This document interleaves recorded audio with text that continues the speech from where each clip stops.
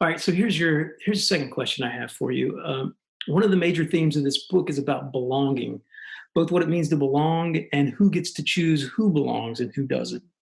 What should incoming students know about belonging on a campus like Colgate's? And what might they expect to learn from Vargas's book that will make them better classmates and friends to their peers at Colgate? Sure. I'm actually going to go back to what I just mentioned about the idea of the undocumented citizen. And because that's how Vargas describes himself, right? He says, "I'm an undocumented citizen," and the fact that this might seem a contradiction. After all, we conceive of citizenship in terms. Often, we conceive of citizenship in terms of the documentation issued to us based on a variety of factors. It might be where we're born, or where our parents are born, or our caregivers are born, or the nationality that they have, or perhaps the process you might have undergone to quote unquote become a citizen. But Vargas is asking us to think about that and actually critically engage with that concept of citizenship, and not think about it just in terms of documented and undocumented. So we need to critique this system that divides people into these two categories and look more holistically.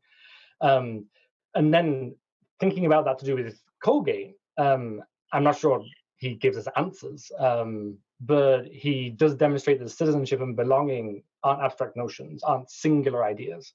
They're multifaceted concepts. They're based in part on finding community and participating in community. And sometimes Colgate has a campus culture like any college does, and sometimes it can be difficult to find the place where you belong in that campus community.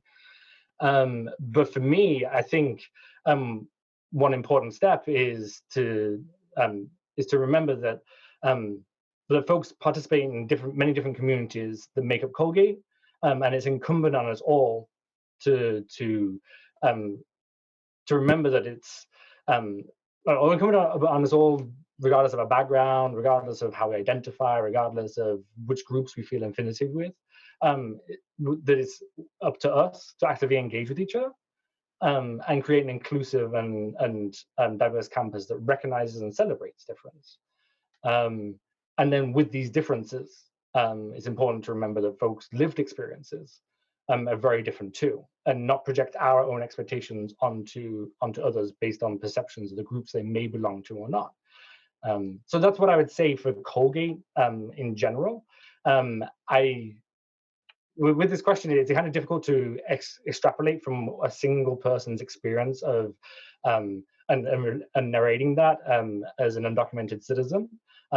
But with belonging and kind of creating those networks and those connections, while being respectful of people's difference, that's what I think we can take away from the book and apply to Colgate. And so for me, I think I agree with everything Professor Humphrey just shared.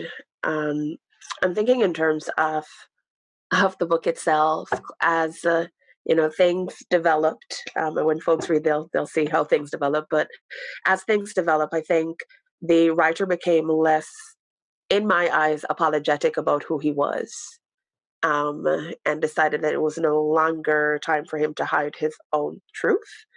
And so he decided to take up space. He decided that I belong, and who are you to tell me that I don't belong? And I I think of that in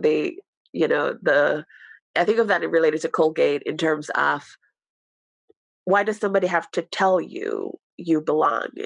As students coming into this space, you're selected for a reason, you're here for a reason, and you are a Colgate student. So this is your space. You belong here, and you can make whatever you want to make up this experience. You can create whatever legacy you want to make, whatever memories you want to make. But, it's the journey of any student is getting into a new space, maybe connect with some people, enjoying the experience for most folks, getting to graduation. But at the end of the day, you already belong in this space. You were chosen to be here.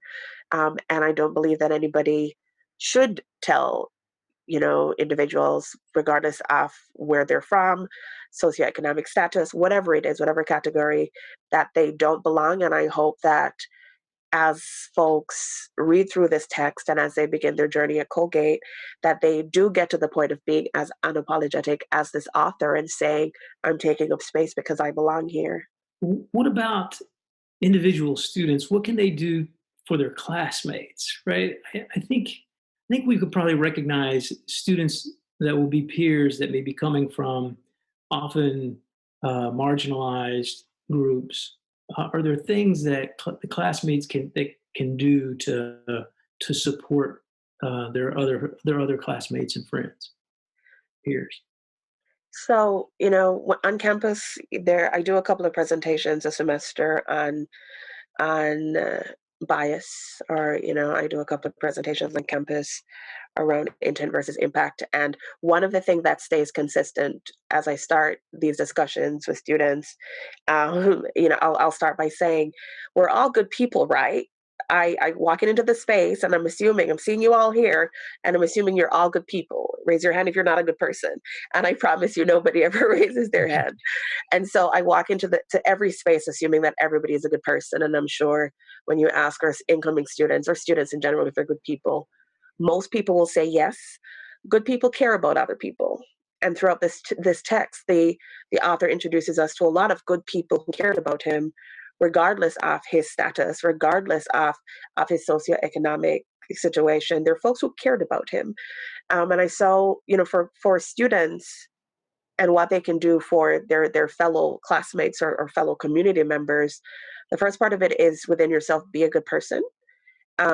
Now, being a good person doesn't necessarily mean you know everything or will always do everything right.